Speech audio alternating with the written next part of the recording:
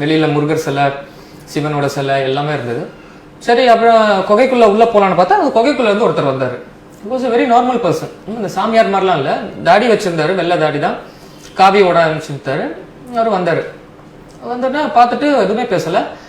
அப்போ உள்ளே போகலாமா சாமி அப்படின்னாரு. அவர் எங்கள் கைடு கேட்டார். போ அப்படின்ட்டாரு. சும்மா கையை அப்படி காமிச்சாரு. சரி, நாங்களும் கோரக்கர் சித்தர் குகைக்குள்ளே போயிட்டு அவர் இந்த பூஜை சாமான் எடுத்து வந்திருந்தாரு.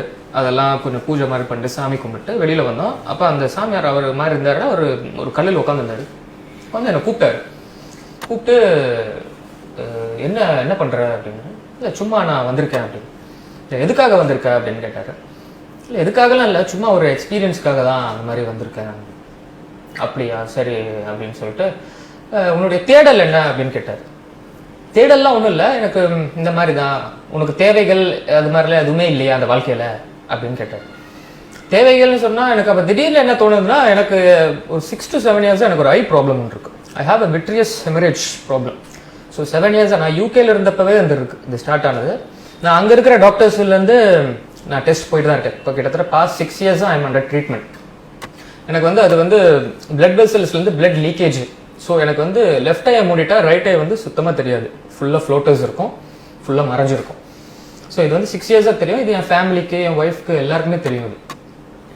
ஸோ வந்து இது வந்து எனக்கு வந்து நான் திடீர்னு அவர்கிட்ட சும்மா சொன்னேன், இந்த மாதிரி எனக்கு ஒரு ப்ராப்ளம் இருக்கியா, இந்த மாதிரி எனக்கு கண்ணு ரைட் கண் வந்து தெரியாது, லெஃப்ட் கண்ணை மூடிட்டா ரைட்டு கண் வந்து சும்மா தெரியாது, எனக்கு ஒரு ப்ராப்ளம் இருக்குது, அதுக்கு வந்து மருந்து மாத்திரம் இப்போ இல்லைன்ட்டாங்க, வெரி ரேர் கேஸ் அப்படின்ட்டாங்க, எனக்கு வந்து அது என்ன பண்ணுறதுனே தெரில அப்படின்னு. அப்படியா, சரி, ஓகே ஓகே அப்படின்ட்டு. அப்போ நாங்கள் ரொம்ப பசியில் இருந்தோம், ரொம்ப தூரம் நடந்தோம், கிட்டத்தட்ட 3 மணி நேரமாக நடந்தோம், ரொம்ப பசியில் இருந்தோம், சாப்பாடுலாம் கட்டி எடுத்திருந்தோம். அப்போ அவர் அந்த கைடு வந்து வாப்பா சாப்பிட்றலாம் அப்படின்னாரு. நாங்களும் போய் சாப்பிட்டுட்டோம். சாப்பிட்டுட்டு வரும்போது அவர் 2 இலை செடி எல்லாம் வச்சு தேனில் கலந்து ஒரு ஸ்பூனில் வச்சுக்கிட்டு இருந்தார். இங்கே வாப்பா அப்படின்னாரு. வந்தேன். இதை குடி, உனக்கு நோய் நொடி எதுவும் வராது, சரியாயிரும் அப்படின்னாரு. நான் ஃபர்ஸ்ட் ஹெசிடேட் பண்ணேன், என்னடா இவர் திடீர்னு யாரோ ஒருத்தர் வந்து எதையோ குடின்றாரு, எனக்கு சரியா படல, மறுபடியும் குடி அப்படின்னாரு. சரி, ஓகே அப்படின்னு சொல்லிட்டு நானும் குடிச்சிட்டேன். ஏதோ ஒரு பயத்தில், சரி ஏதோ சொல்றாரு அப்படின்னு சொல்லிட்டு குடிச்சிட்டு ஓகே அப்படின்னு சொல்லிட்டு நான் என்ன பண்ணேன், சரி அவர் ஏதோ நம்ம கிட்ட எதிர்பார்ப்பாரு போல் இருக்குன்னு சொல்லிட்டு நான் பாக்கெட்லேருந்து ஒரு 50 ரூபா எடுத்து அவர்கிட்ட கொடுத்தேன்.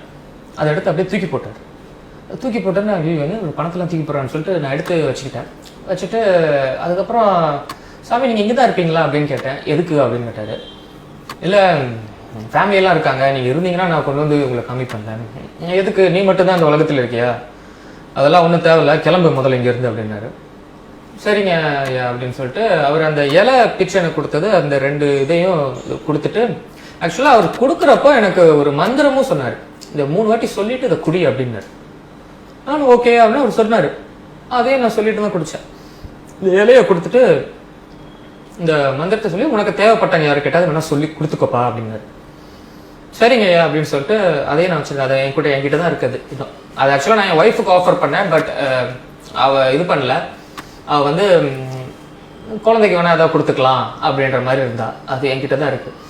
அப்போ எனக்கு அப்போ எதுவுமே ஆகலை. ஸோ நான் அதை குடிச்சிட்டு எனக்கு பஸ்ஸுக்கு டைம் ஆச்சுன்னு சொல்லிட்டு நானும் கைடு வந்து வாப்பா சீக்கிரம் போகலாம், பஸ்ஸுக்கு டைம் ஆச்சு அப்படின்னு.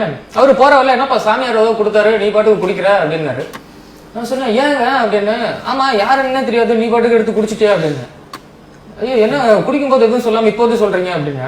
ஆமாப்பா, அந்த ஆள்கிட்ட குடிக்கும்போது அப்படின்னு சொன்னால் ஏதாவது சாபங்கீபம் விட்டாருன்னா நாங்கள் என்ன பண்ணுறது, சாபம்லாம் வர விடுவாங்களா அப்படின்னு. அப்போ அவங்களுடைய அந்த ஊர் மக்கள் அவங்களுடைய இது வந்து இந்த சாமியார் வந்து சாபம் விடுவாங்க, பில்லி சூனியம் வைக்கிறாங்க, இந்த மாதிரி தான் ஒரு இது. சரி, ஓகே, எனக்கு சரி அதெல்லாம் வேணாம், ஏதோ ஒன்று நடந்தால் நடக்கட்டும், நம்ம பஸ்ஸை பிடிக்கணும், நான் முதல்ல வாங்க போகலான்னு சொல்லிட்டு அவரை கிளப்பி போயிட்டு இருந்தேன். அப்போ I can feel the difference in my right I. நான் வந்து எனக்கு விஷன் வந்து கொஞ்சம் கொஞ்சமாக லைட்டாக தெரிய ஆரம்பிச்சுது. எனக்கு ரொம்ப சர்ப்ரைசிங்காக இருந்துச்சு. என்னடா இது, கிட்டத்தட்ட 6 வருஷமா எனக்கு ஒரு கண்ணிலே பார்த்து நான் இது பண்ணவேன், திடீர்னு எனக்கு இந்த கண்ணிலே இருந்தும் எனக்கு தெரியுதே அப்படின்ட்டு நான் கண்ணை மூடி பார்க்குறேன், ஓரளவு தெரியுது, கண்ணை மூடி கைடை பார்க்குறேன். சரி, ஓகே, எதுவும் வேணாம், முதல்ல மலை ஏறிடுவோம்னு சொல்லிட்டு அப்படியே கஷ்டப்பட்டு மலையை ஏறி வந்து பஸ்ஸில் உட்காந்துட்டேன். பஸ்ஸில் உட்காந்துட்டு புக்கெல்லாம் எடுத்து படிக்கிறேன், கண்ணை மூடி படிக்கிறேன். எனக்கு படிக்க முடியுது, பார்க்க முடியுது, ஃபுல்லாலாம் பார்க்க முடியுதான்னு சொல்ல, எனக்கு கொஞ்சம் கொஞ்சமாக அது ரிகவர் ஆகுது, கொஞ்சம் கொஞ்சமாக I am getting recover. So எனக்கு ரொம்ப சர்ப்ரைசிங்காக இருந்துச்சு. Was very much astonished with that. சரி, நான் ஒய்ஃப் கிட்ட மட்டும் சொன்னேன். அவகிட்ட அந்த இலை அவனுக்கு ஒரு கொடுத்ததையும் நான் காமிச்சேன். இதெல்லாம் அப்படின்ட்டு. அப்போ அவன் மட்டும் ஓகே அப்படின்னா, அதுக்கப்புறம் என் ஃப்ரெண்ட் ஒருத்தர் இருந்தார் ஹரின்னு, அவர்கிட்ட நான் இதை ஷேர் பண்ணேன் ஸ்ரீபெரும்புத்தூர்ல. அவரும் சொன்னாரு எனக்கு இந்த மாதிரிலாம் எக்ஸ்பீரியன்ஸ் இருக்கு, பட் நீங்களா யாரும் சொன்னா நம்ப மாட்டீங்க அப்படின்னாரு. பட் நான் வந்து எனக்கும் இந்த மாதிரி சூப்பர்ஸ்டிஷியஸ் இதுல நம்பிக்கை இல்லை, பட் ஸ்டில் இது ஆனது வந்து எனக்கு ரொம்ப ஆச்சரியம். அப்ப அவர்கிட்ட சொன்னப்பதான் அவர் சொன்னாரு இந்த மாதிரி நீ போய் மீடியால பேசலாம், ஏன்னா யாராவது இதை பார்த்துட்டு போறவங்க, யாராவது உடல்நிலை சரியில்லாம இருக்கிறவங்க, அவங்களுக்கு வந்து குணமே ஆகாதுன்னு இருக்கிறவங்க யாராவது அவர் கண்ணில் பட்டு ஏதாவது ஒன்று நடக்கலாம் இல்லையா, நல்லது 10ல் ஒருத்தருக்கு நடந்தா கூட அது பரவாயில்ல அப்படின்ட்டு அந்த மாதிரிலாம் ஆளுங்க இருக்காங்க. ஸோ போகலாம் அப்படின்னு. ஸோ அதுக்கப்புறம் தான் நான் I came forward to media.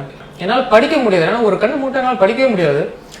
ஆளுங்க இருந்தாலும் எனக்கு ரொம்ப பிளர்டா தெரியும். பட் இப்போ வந்து எனக்கு தெரியுது, அவங்க ஃபேஸ் எல்லாமே கிளியரா தெரியுது. இந்த சம்பவத்துக்கு அப்புறம் திரும்ப நீங்க கொல்லிமலை போறது ட்ரை பண்ணீங்களா இல்ல என்ன மாதிரி? இல்ல, திரும்ப நான் போகணும்னு நினைச்சேன், ஃபேமிலியை கூட்டிட்டு போகணும் அப்படின்னு நினைச்சேன். பட் என்னோட ஒர்க் லோட்னால அது முடியல.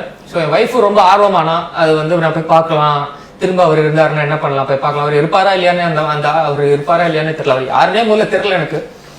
ஸோ வந்து போலான்னு தான் ஒரு பிளான்ல இருக்கும். இந்த கொல்லிமலை உங்க வாழ்க்கையில என்ன மாதிரியான ஒரு சேஞ்சஸ் கொடுத்துருக்குன்னு நீங்க நினைக்கிறீங்க? எதனால இந்த மாற்றம் வந்து நீங்க ஃபீல் பண்றீங்க? என்ன மாதிரியான ஒரு இது மாற்றம்னு சொல்றப்பெல்லாம் இது வந்து இல்ல, எவ்வளவோ சயின்டிபிக் மெடிசின்ஸ் இந்த மாதிரி நிறைய இருக்கு.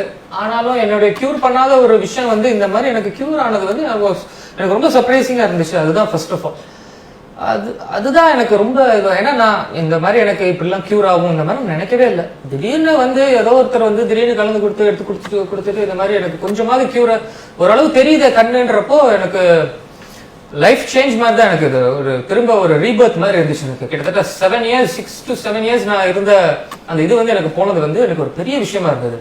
நிறைய பேர் இருக்காங்க இந்த மாதிரி கியூர் பண்ண முடியாத டிசீஸ், இந்த மாதிரி நிறைய பேர் இருக்காங்க. அவங்கள நான் என்ன சொல்வேன்னா, வேணா சும்மா போயிட்டு விசிட் பண்ணி பாருங்க.